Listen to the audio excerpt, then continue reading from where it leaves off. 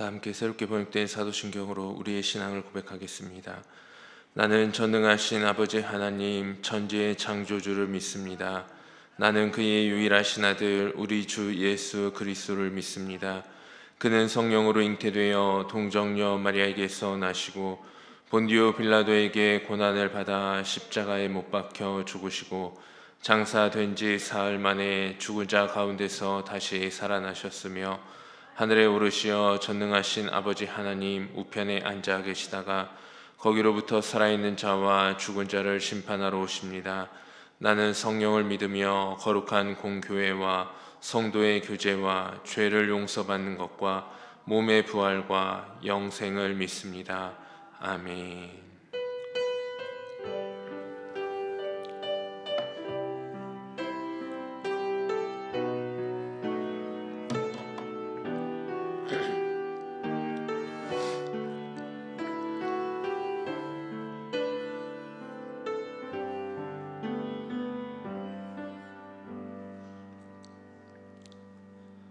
다 함께 찬송 212장을 고백하겠습니다. 찬송 212장입니다.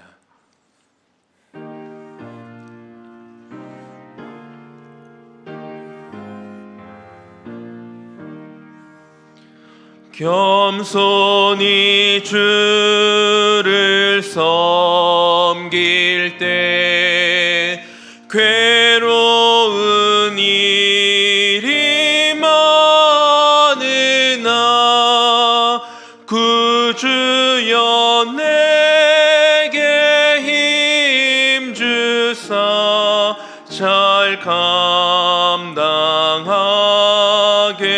하소서.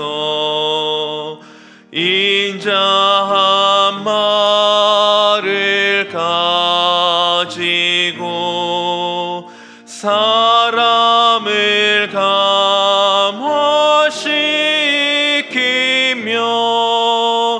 갈 길을 잃은 무리를 잘 인도하게 하소서. 구주의 귀한 인내를 깨달아 알게 하시고 굳건한 믿음 주셔서 늘 승리하게 하소서. 장래의 영광 비추사 소망이 되게 하시며 구주와 함께 살면서 참 평강 얻게 하소서. 아멘.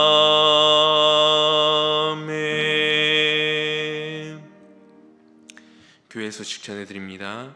2021년을 준비하는 당회가 다음 주일 오후 3시 당회실에 서 있습니다.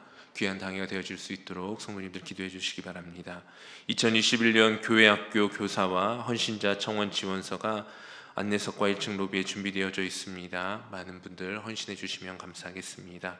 서리집사 청원서가 서리집사로 헌신하실 성도님들 안내석에 준비된 청원서를 작성하여서 사무실에 제출해 주시면 되겠습니다. 2021학년 대학 수학능력시험이 12월 3일 목요일에 있습니다. 수험생들을 위해서 기도해 주시기 바랍니다. 다른 광고는 주보를 참고해 주시기 바랍니다. 오늘 하나님께서 우리에게 주신 말씀 함께 보도록 하겠습니다. 야고보서 1장 12절에서 18절까지의 말씀입니다. 야고보서 1장 12절에서 18절까지의 말씀은 제가 가진 성경 신약 371쪽에 기록된 말씀입니다. 기록된 하나님의 말씀을 봉독합니다. 제가 먼저 12절, 여러분들이 13절 교독하여 읽도록 하겠습니다. 시험을 참는 자는 복이 있나니 이는 시련을 견디어낸 자가 주께서 자기를 사랑하는 자들에게 약속하신 생명의 멸류관을 얻을 것이기 때문이라.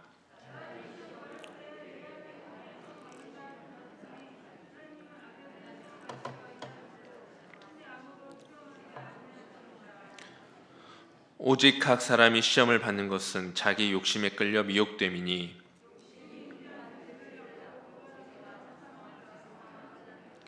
내 사랑하는 형제들아 속지 말라.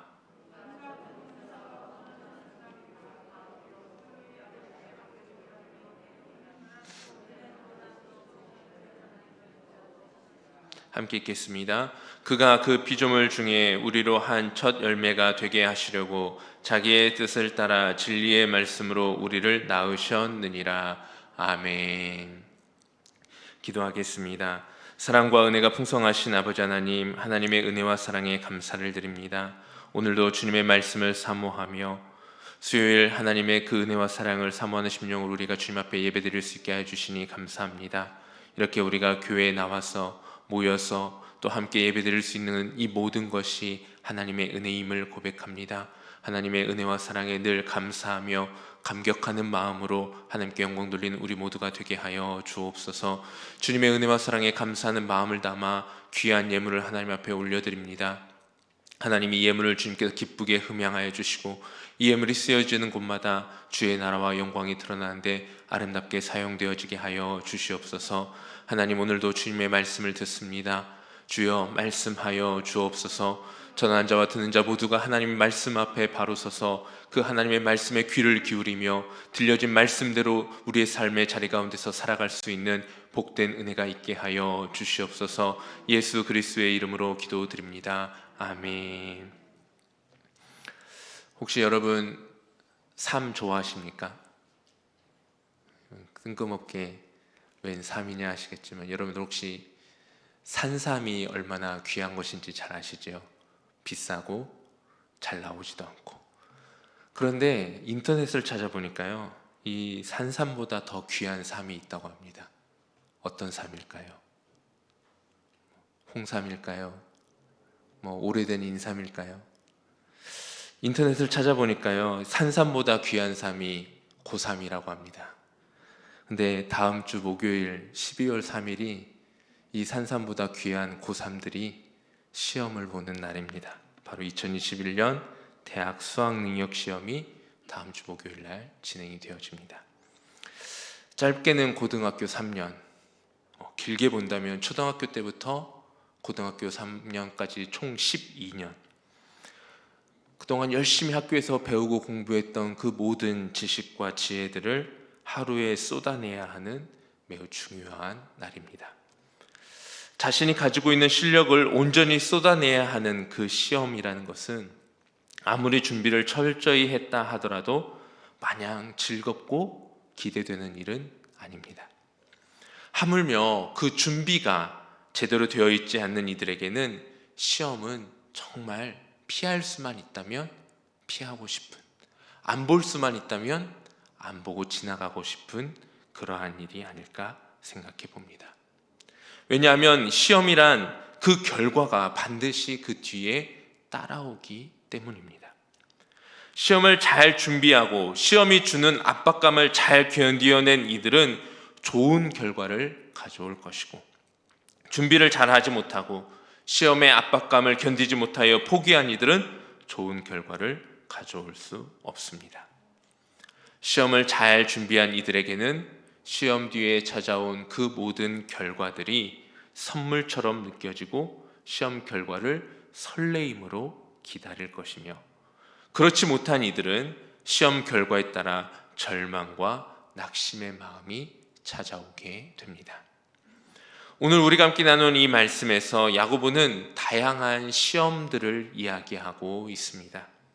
그런데 오늘 말씀을 읽어보면 야고보의 시험에 관한 말들이 조금 앞뒤가 맞지 않다라는 생각이 들게 됩니다.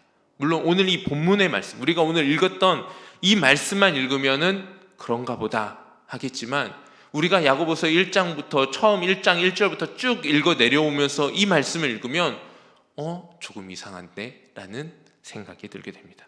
왜 그런지 한번 우리 말씀을 한번 찾아보도록 하겠습니다. 우리 야고보서 1장 2절의 말씀 우리 함께 한번 찾아서 읽어볼까요? 바로 위에 있는 말씀이니까요. 우리 한 목소리로 1장 2절을 같이 한번 읽어보도록 하겠습니다. 내 형제들아 너희가 여러 가지 시험을 당하거든 온전히 기쁘게 여기라. 아멘. 야고보가 지금 시험을 당하면 어떻게 여기라고 말하고 있습니까? 온전히 기쁘게 여기라. 그런데 오늘 우리가 함께 나눈 본문 13절과 14절에 야고보는 분명히 이렇게 말하고 있습니다. 여러분 한번 눈으로 한번 보시기 바랍니다. 사람이 시험을 받을 때 하나님께 시험을 받는다 하지 말지니 하나님은 악에게 시험을 받지도 아니하시고 친히 아무도 시험하지 아니하시느니라. 오직 각 사람이 시험을 받는 것은 자기 욕심에 끌려 미혹됨이니. 아멘. 야고보가 2절에서 뭐라고 이야기했습니까? 시험을 받으면 온전히 기쁘게 여기라.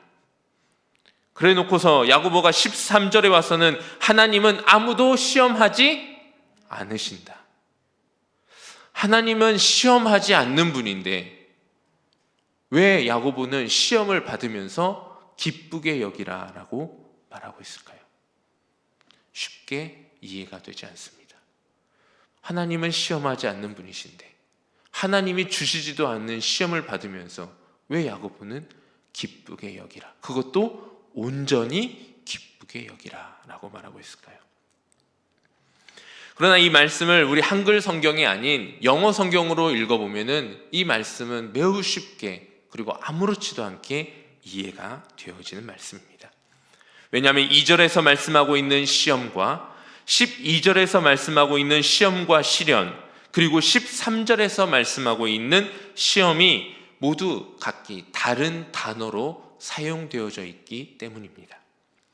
2절에 기록되어져 있는 이 시험이라는 단어는 영어 성경을 보면은 trial이라는 단어를 사용하고 있습니다.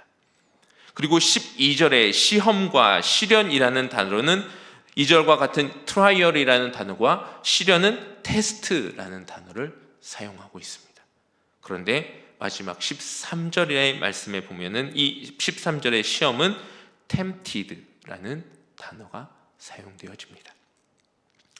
야고보에서 나오는 시험 혹은 시련이 모두 한글로 보면 비슷해 보이거나 동일해 보입니다. 하지만 영어 성경과 원어 성경은 이 단어들을 분명히 구분하여 사용하고 있음을 알 수 있습니다. 먼저 13절에 나오는 이 시험, tempted라는 단어를 살펴보면 이 tempted는 미혹, 유혹의 의미가 담겨져 있는 시험이라는 단어입니다. 야고보는 오늘 말씀을 통해 분명히 증거하고 있습니다. 하나님은 그 누구에게도 미혹받거나 유혹받으시는 분이 아니시다. 그리고 그 누구를 미혹하거나 유혹하는 분도 아니시다라는 말씀입니다. 13절의 말씀을 다시 한번 읽어보겠습니다. 13절의 말씀 읽습니다. 사람이 시험을 받을 때에 내가 하나님께 시험을 받는다 하지 말지니 하나님은 악에게 시험을 받지도 아니하시고 친히 아무도 시험하지 아니하시느니라. 아멘. 하나님은 그 누구도 tempted 하시는 분이 아니다라는 것입니다. 하나님은 그 누구도 미혹하거나 유혹하지 않는 분이십니다. 그렇다면 우리의 삶에 찾아오는 이 미혹과 유혹, 이 tempted로 번역된 시험은 누구로부터 출발하는 시험일까요? 먼저는 사탄이 우리를 넘어뜨리기 위해 이 유혹과 미혹을 사용하여 우리를 시험합니다. 사탄은 창세기에 등장할 때부터 속이고 유혹하여 넘어뜨리는 자로 자신의 역할을 충실하게 이행해 오고 있습니다. 그런데 사탄이 아무리 우리를 유혹한다 할지라도 그 유혹에 넘어가는 것은 결국 우리의 선택이다라는 사실을 우리는 기억해야 합니다.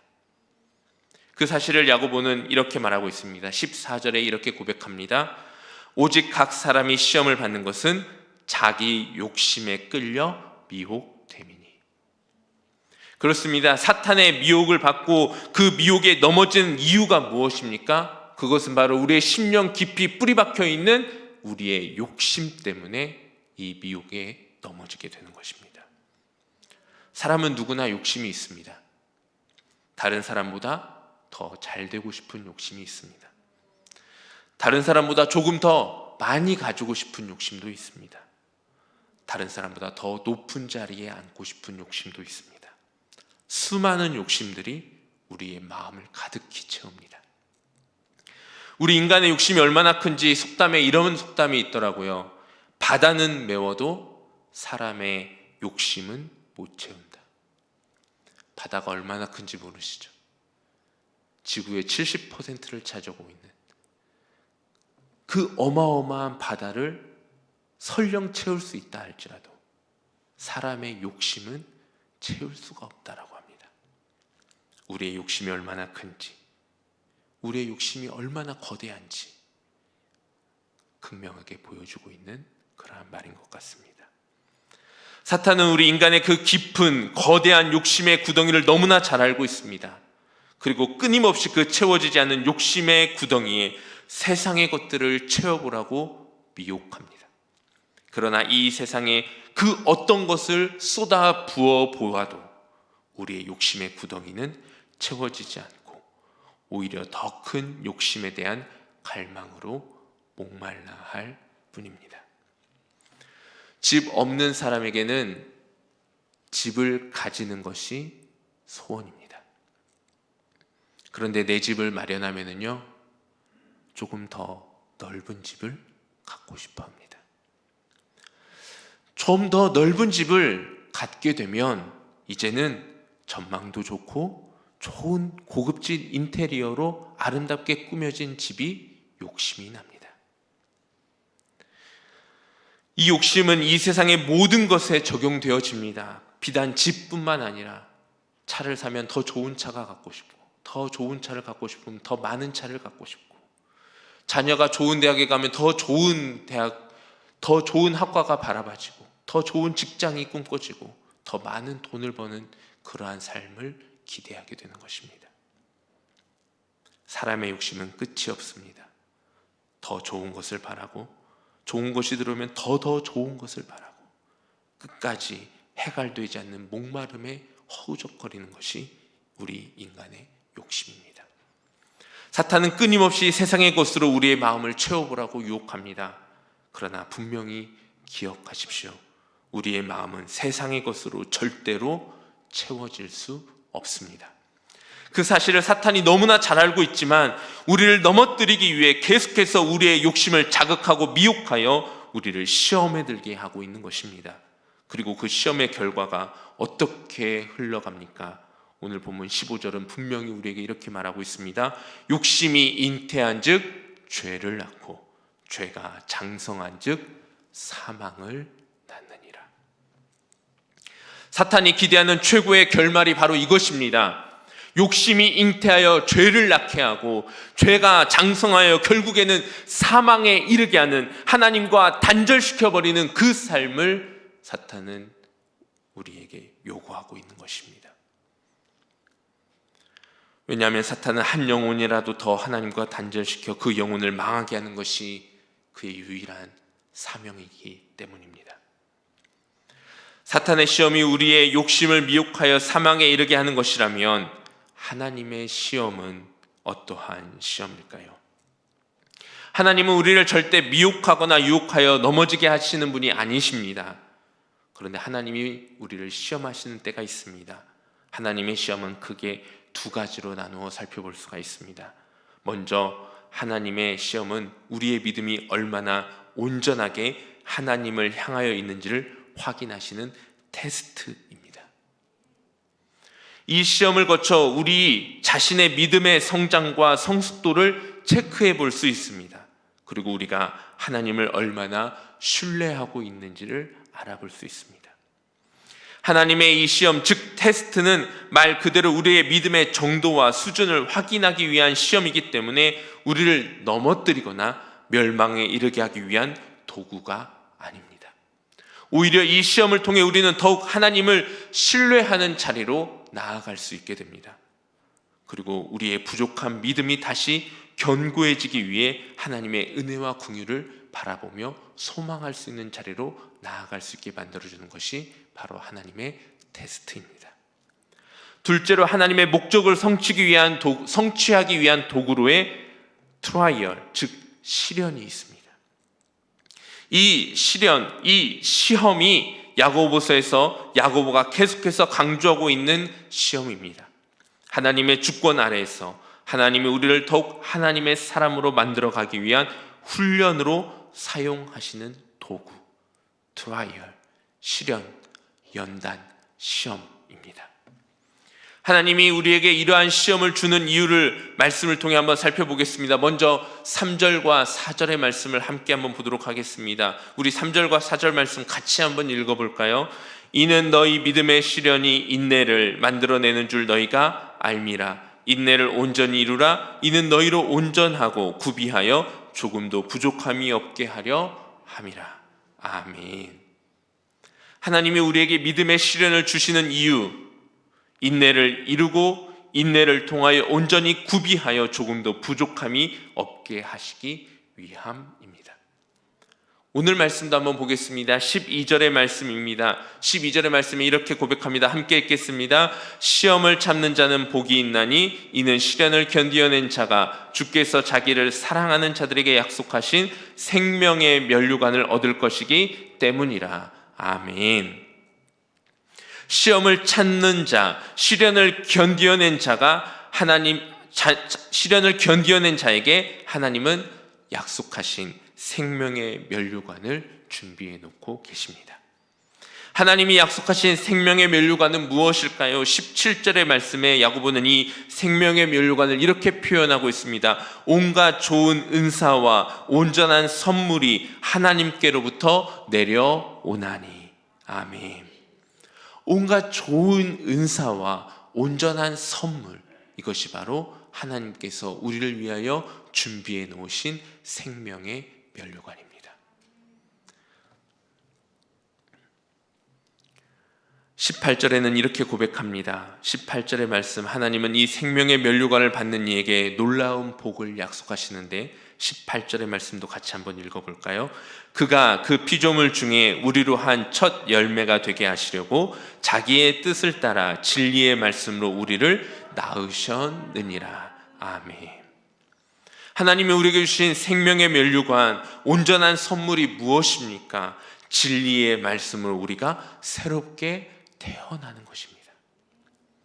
욕심이 잉태하여 죄를 낳고 죄가 장성하여 사망에 이를 수밖에 없는, 채워지지 않는 공허한 목마른 우리의 인생이 더 이상 목마르지 않고 더 이상 갈망하지 않고 더 이상 그 채워지지 않는 허기짐으로 인하여 괴로워하는 것이 아니라 진리의 말씀으로 새롭게 태어나서 온전한 생명의 면류관으로 다시는 목마르지 않는, 어떠한 상황에서도 평안과 기쁨을 누릴 수 있는, 흔들리지 않는 참된 만족을 누리는 삶으로 우리의 삶이 새롭게 태어나는 것, 이것이 하나님이 우리에게 시험과 시련을 주시는 이유가 되는 것입니다. 그러면 하나님이 우리에게 주신 믿음의 시험이 우리에게 주신 최고의 선물입니다. 그리고 이 사실을 깨달은 야고보는 야고보서 1장 2절에서 이렇게 고백했던 것입니다. 내 형제들아, 너희가 여러 가지 시험을 당하거든 온전히 기쁘게 여기라.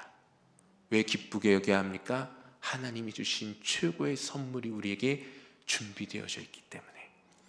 사망에서 생명으로, 목마름에서 다시는 목마르지 않는 삶으로의 그 놀라운 새 생명의 은혜를 주시기 위한 하나님의 선물이 있기 때문에 야고보는 어떠한 시험과 시련이 우리 가운데 찾아온다 할지라도 그 시험과 시련 앞에서 온전히 기쁘게 여기라 말씀하고 있는 것입니다. 그리고 이 하나님의 놀라운 선물은 지금 이 시간 저와 여러분의 삶에도 동일하게 함께하고 있습니다. 사랑하는 성도님들, 지금 우리의 눈앞에 여전히 가득해 보이는 시련과 시험들이 누구로부터 시작된 것인지를 분별하는 지혜가 있어야 합니다. 사탄이 우리를 넘어뜨리기 위해 우리의 욕심을 미혹하며 흔들고 있는 시험인지, 하나님이 우리를 더욱 하나님의 자녀로 바로 세우기 위해 참 생명의 면류관을 주시기 위해 주시는 시련인지 바로 분별할 수 있는 지혜가 있을 때 우리의 삶이 더욱 하나님이 기뻐하시는 방향으로 나아갈 수 있게 됩니다. 시험을 분별하는 데 있어서 우리가 반드시 기억해야 하는 사실이 있습니다. 하나님은 우리를 넘어뜨리고 망하게 하기 위한 시험을 결단코 우리에게 허락하시지 않는다라는 것입니다. 바로 세우고 더욱 견고하게 세우기 위한 시련과 연단은 있을 수 있습니다. 그러나 우리를 넘어뜨리고 낙심하고 절망케 하기 위한 그러한 우리의 믿음을 상하게 하는 시험이 몰려온다면 이것은 하나님이 우리에게 주시는 시험이 아닙니다. 그리고 그러한 시험이 우리의 삶 가운데 찾아온다면 우리를 넘어뜨리려고 하는 시험, 우리를 망하게 하려고 하는 시험, 우리를 하나님과 단절시키려고 하는 시험, 우리를 교회를 안 나가게 하려고 하는 시험, 우리가 하나님의 그 믿음 앞에 바로 서지 못하게 하는 시험, 이러한 시험이 우리 가운데 찾아온다면 우리는 하나님께 도움을 구해야 합니다.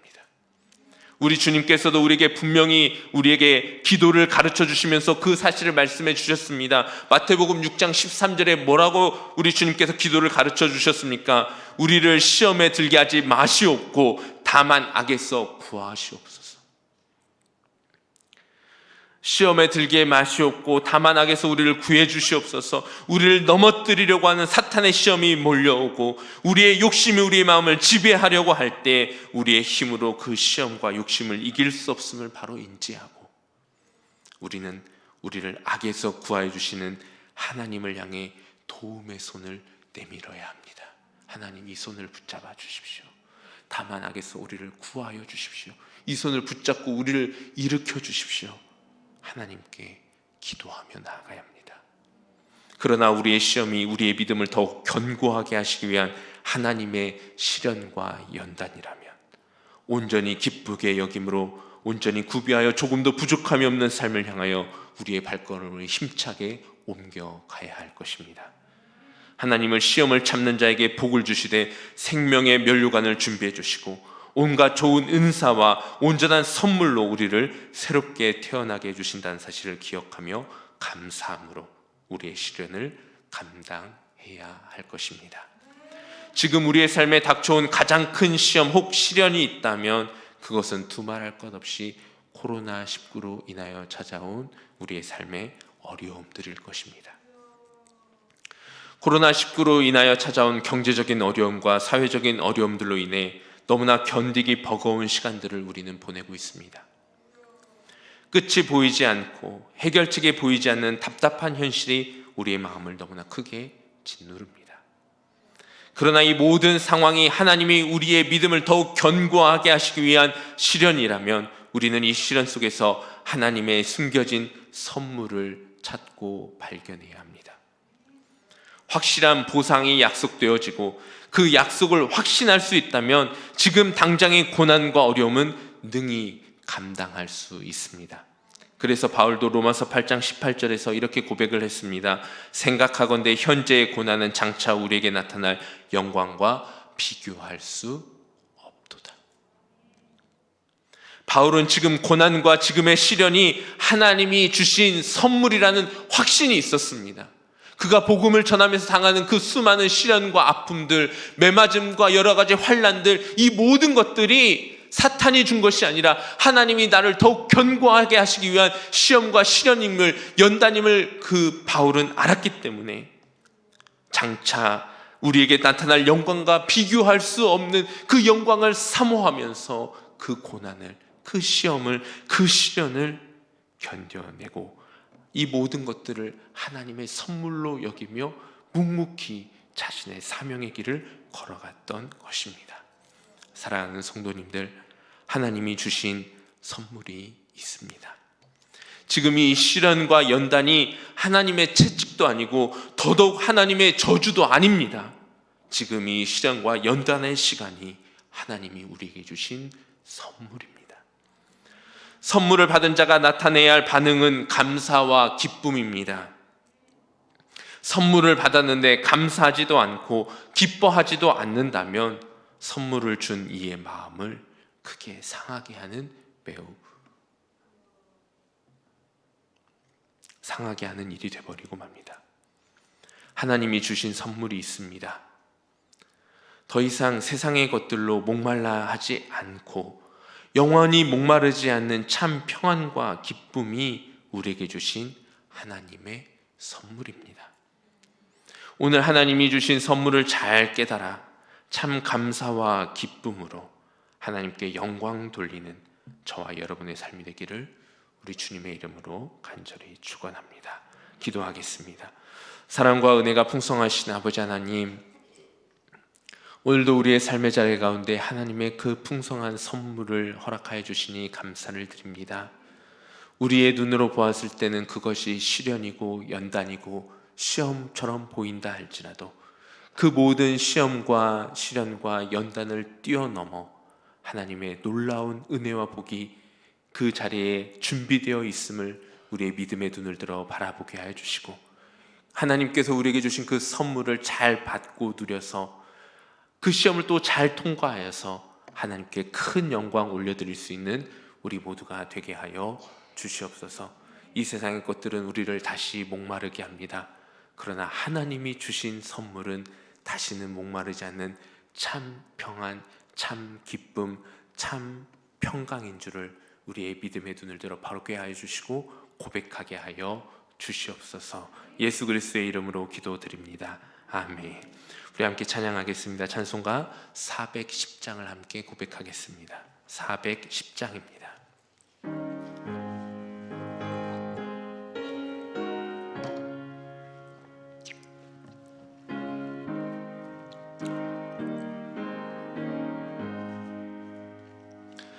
내 맘에 한 노래 있어 나 즐겁게 늘 부르네. 이 노래를 부를 때에 큰 평화 임하도다. 평화 평화 하나님 주신 선물 그 놀라운 주의 평화 하나님 선물일세. 주 십자가 지심으로 날 구원해 주셨으며 주 예수님 고난받아 나 평화 누리도다. 평화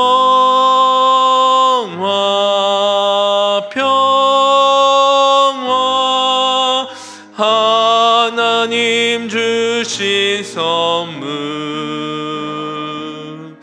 그 놀라운 주의 평화 하나님 선물일세. 나 주님께 영광 돌려 참 평화가 넘치도다. 주 하나님 은혜로서 이 평화 누리도다. 평화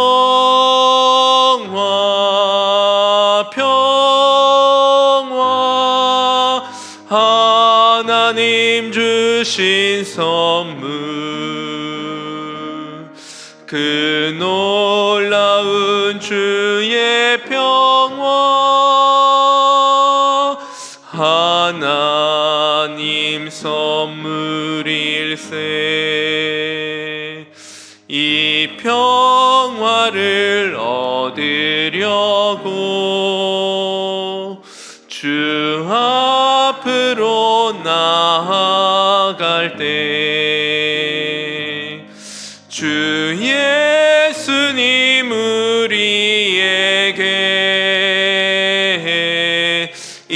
평화 주시도다.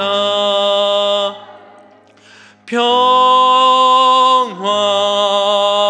평화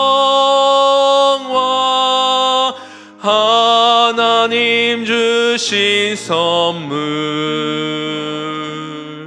그 놀라운 주의 평화 하나님 선물일세. 아멘. 주님께서 가르쳐주신 기도로 수요 기도를 마치겠습니다. 하늘에 계신 우리 아버지여, 이름이 거룩히 여김을 받으시오며 나라의 마옵시며 뜻이 하늘에서 이룬 것 같이 땅에서도 이루어지이다. 오늘날 우리에게 일용할 양식을 주옵시고 우리가 우리에게 죄 지은 자를 사하여 준 것 같이 우리 죄를 사하여 주옵시고 우리를 시험에 들게 하지 마옵시고 다만 악에서 구하옵소서. 대개 나라와 권세와 영광이 아버지께 영원히 있사옵나이다. 아멘.